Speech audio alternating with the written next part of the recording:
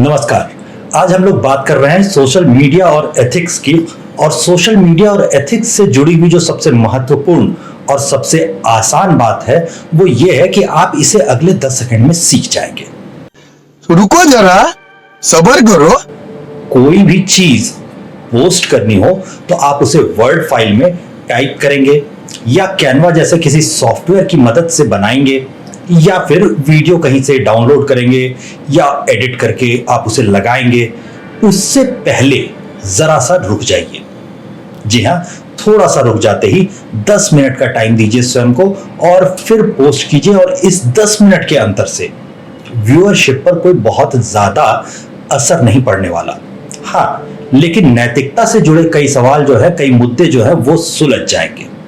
जो भी नैतिकता से जुड़े प्रश्न है, जैसे मेरी इस पोस्ट से समुदायों में दुर्भावना तो नहीं भड़क रही, दंगे इत्यादि तो नहीं हो जाएंगे, भाषा शालीन ही है या गाली गलौज जैसा कुछ है जिसे म्यूट कर देना चाहिए, कहीं किसी बच्चे की या किसी बच्ची की कोई ऐसी तस्वीर तो नहीं जिसे ब्लर कर देना चाहिए, कोई फैक्ट चेक कर लेना जरूरी होगा क्या, क्रेडिट देना चाहिए क्या किसी को। ये सभी सवाल जो हैं ये आपको 10 मिनट में याद आ जाएंगे। और आप अगर कुछ भी गलत करने वाले होंगे तो उसकी संभावना 90% तक कम हो जाएगी। नैतिकता के ये सभी सवाल सोशल मीडिया पर आपकी विश्वसनीयता तय करते हैं। सरकार कई दिशा निर्देश जारी कर चुकी है और उनमें आजकल सिर्फ मीडिया नहीं लिखा होता। जहां मीडिया लिखा दिखेगा वहीं आपको अगले कुछ ही शब्दों में सोशल मीडिया भी लिखा हुआ दिख जाएगा।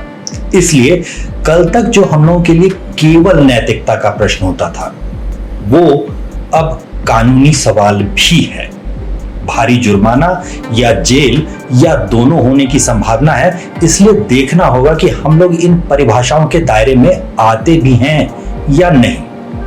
फिलहाल ministry of information and broadcasting ने और उनके अलावा उपभोक्ता मामलों का जो मंत्रालय है उसने भी दिशा निर्देश जारी करके रखे हुए हैं।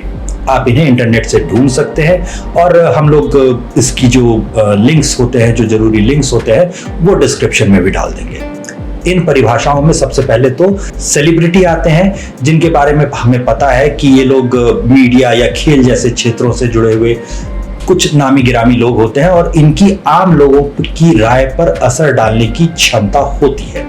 हीरो का हेयर स्टाइल या हीरोइन जैसे डिजाइन वाले ड्रेस के अलावा धोनी जैसे बाल या कुछ नए खिलाड़ियों जैसी दाढ़ी हम लोग हर रोज देखते हैं। दूसरे नंबर पर आते हैं इन्फ्लुएंसर, जो कि सोशल मीडिया पर प्रसिद्ध लोग होते हैं। उदाहरण के तौर पर ध्रुव राठी ने क्या कहा, रवीश की क्या राय है, या किसी ने इनको कैसा बिफिटिंग रिप्लाई दे डाला है, करारा जवाब दे डाला है, उसके स्क्रीनशॉट हम सभी एक दूसरे दिन देखते रहते हैं और हर दूसरे दिन इनकी तस्वीरें वगैरह दिखाई देती रहती हैं। जैसे जैसे आर्टिफिशियल इंटेलिजेंस का जोर बढ़ रहा है वैसे वैसे हम लोग एक तीसरी श्रेणी की तरफ भी बढ़ रहे हैं। कुछ लोग इसे कहते हैं वर्चुअल इन्फ्लुएंसर। एक बार डोरेमोन, पोकेमोन के बारे में सोचिए या फिर छोटा भीम सोच लीजिए। अमूल के प्रचार में जो लड़की आती थी उसे याद कर लीजिए। एआई के जरिए ये सभी एनिमेशन असली जैसे बनाए जा सकते हैं। उदाहरण के तौर पर आपको कायरा को देखना चाहिए। कायरा को 2.6 लाख लोग फॉलो कर रहे होते हैं। या फिर नैना जैसी जो मॉडल बनाई गई है वो पूरी तरह एआई से बनी हुई है और उसका एक काल्पनिक घर बनाया गया है झांसी में। उसकी उम्र बताई गई है कि वो 22 साल की है, पेशे से वो मॉडल है। ये सब कुछ बताया गया है या बनाया गया है, क्रिएट कर दिया गया है। और ये भी जो हमारी सोशल मीडिया की परिभाषाएं होती हैं उनके दायरे में आती हैं।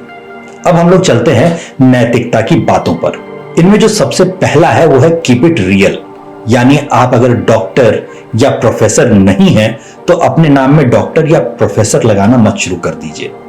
सोशल मीडिया जितनी तेज गति से काम करता है कोई ना कोई आपसे नाराज होगा, आपकी पोल खोल देगा और उसके बाद बहुत बेइज्जती होती है। ऐसे ही स्पैम नहीं करना है। और स्पैम में क्या क्या आता है, जबरन किसी के इनबॉक्स में कूद पड़ना भी स्पैम होगा। लड़कियों को, महिलाओं को इसका अच्छा अनुभव होगा, क्योंकि उनके फेसबुक वगैरह के इनबॉक्स में जो अदर्स नाम का एक फोल्डर होता है ना, वहां झांकेंगे तो हाई ब्यूटीफुल लिखने वाले कई लोग आपको मिल जाएंगे। ये सारे स्पैम ही हैं, तस्वीरों पर भी आपको मिल सकते हैं। तीसरी बात होती है निजता का उल्लंघन न करना। सबका अपना निजी जीवन होता है, इसीलिए किसी का पता, phone number, school, college, coaching इत्यादि अगर आप सार्वजनिक कर रहे हैं तो यह अनैतिक है। एक्स और फेसबुक वगैरह पर इन बातों की रिपोर्ट भी की जा सकती है। अमेरिका में प्राइवेसी पर काफी जोर रहता है। भारत जैसा मामला नहीं है कि आप अपनी पत्नी के साथ घर से निकल रहे हैं और कोई आपसे पड़ोसी आपसे पूछ ले, सिनेमा देखने जा रहे हैं क्या? तो सोशल मीडिया की जो कंपनियां हैं ये भी अमेरिकी हैं और उनकी पाबंदियां भी उतनी ही सख्त होंगी जितनी सख्त अमेरिका में होती हैं। इस बात का ध्यान रखिए। क्रेडिट देना सीखिए। साभार लिख देना कोई बहुत मेहनत का काम नहीं है, बहुत ज्यादा समय नहीं लगता है इसमें। साभार आपने नहीं लिखा और जिसकी मूल पोस्ट थी उसे कहीं से पता चल गया, उसे पढ़ने वाले 5 लोगों को पता चल गया, तो वो आकर आपकी पोस्ट पर कमेंट कर जाएंगे और उसके बाद बड़ी बेइज्जती होगी। कॉपीराइट कानूनों का भी मामला बन सकता है। फेसबुक और एक्स वगैरह कई जगह वीडियो को कॉपीराइट की वजह से म्यूट कर देते हैं, यह आपने देख रखा है। रील वगैरह पर नियम उतने सख्त नहीं है, लेकिन नैतिकता है, ये सब आप जानते हैं और समझते हैं, इसीलिए कॉपीराइट कानूनों का भी उल्लंघन नहीं करना चाहिए। इसी से जुड़ा हुआ एक मुद्दा रिस्पॉन्सिबिलिटी का भी होता है।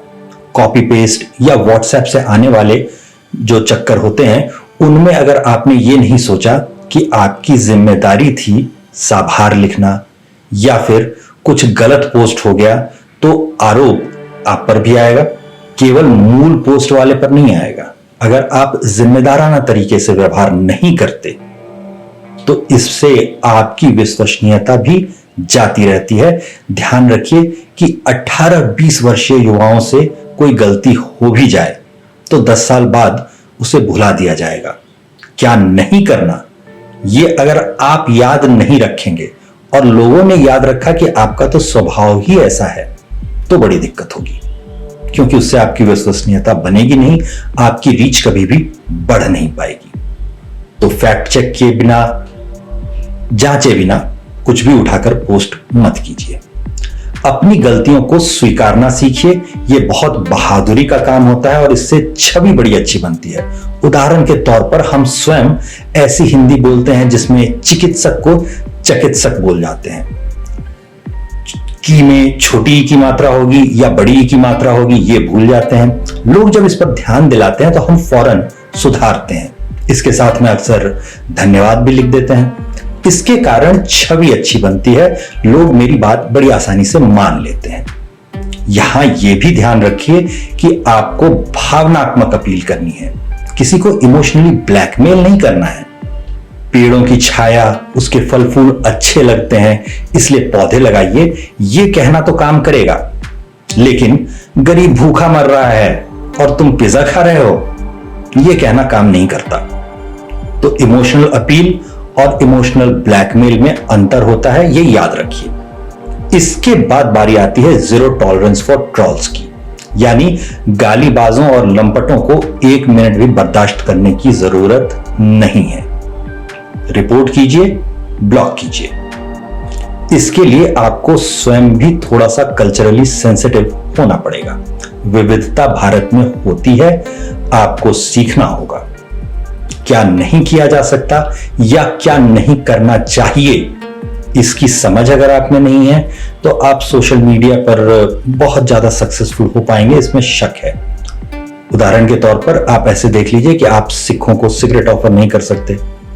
भारत में किसी के घर जाएं तो बड़े बुजुर्गों को बिना नमस्ते प्रणाम वगैरह किए बैठ नहीं जाते। ट्रॉल और बिफिटिंग रिप्लाई में आपको अंतर भी याद रखना होगा।